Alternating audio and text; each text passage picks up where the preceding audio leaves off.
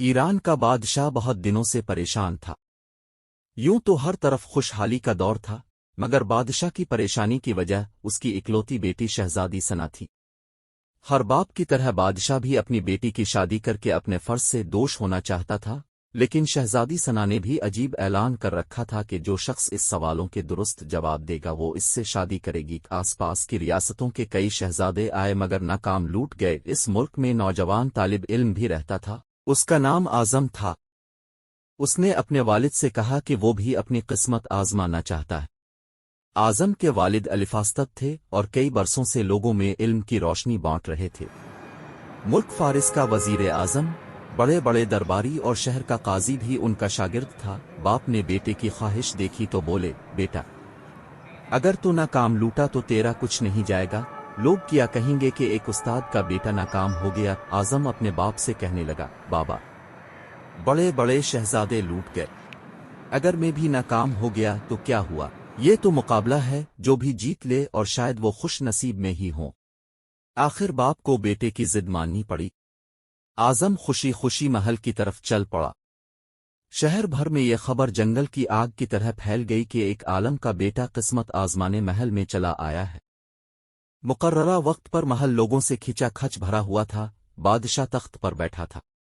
मलिका आलिया भी महल में मौजूद थीं।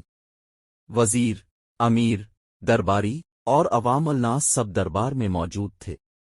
आखिर शहजादी ने अपना पहला सवाल कर डाला। उसने शहादत की उंगली फिजा में बुलंद की।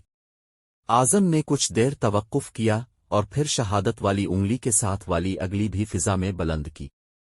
ये देखकर शहजादी मुस्करा उठी और मलिका आलिया बोली, शाबाश ए नौजवान, तुम पहला मरहला कामयाबी से तय कर गए हो। दूसरे सवाल के लिए शहजादी कुर्सी से उठी और हाथ में तलवार लेकर हुआ में चलाने लगी। कुछ देर बाद वो दोबारा अपनी नशिस्त पर आकर बैठ गई। बादशाह समेत हर दरबारी की नजर आज़म पर थी।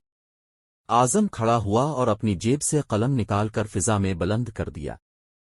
शाबाश ए नौजवान, हम खुश हुए। ये जवाब भी दुरुस्त है। मलिका आलिया की आवाज दरबार में उभरी। इसी के साथ दरबार मुबारक हो की आवाज से गूंज उठा। दो सवालात किया थे, उनके जवाबात किया थे। अब हर शख्स उस पर गौर कर रहा था कि शहजादी ने क्या पूछा और आज़म ने क्या जवाब दिया।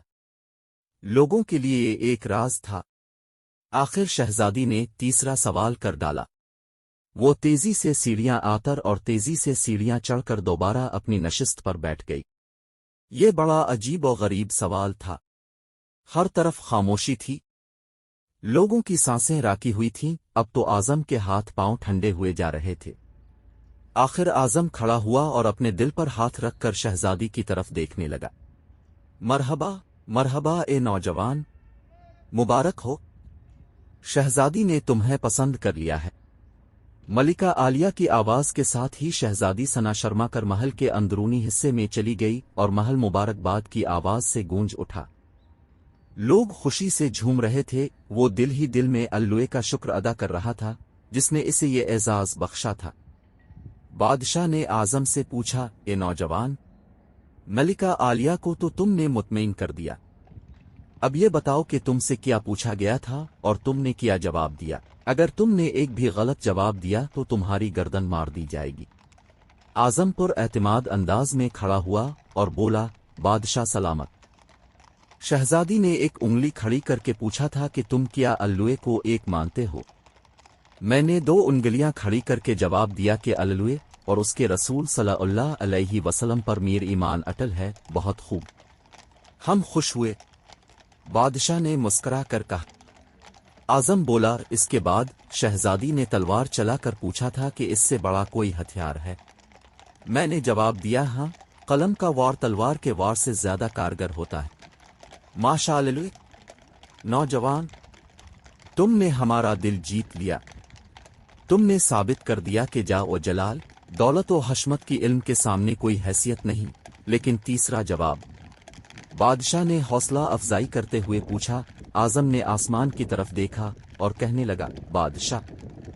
शहजादी दरबार की सीढ़ियां आतर और चढ़ीं, कुर्सी पर थक कर बैठ गईं। उन्होंने पूछा था कि मैं थक चुकी हूं, लेकिन मेरे जिस्म की एक चीज नहीं थकी।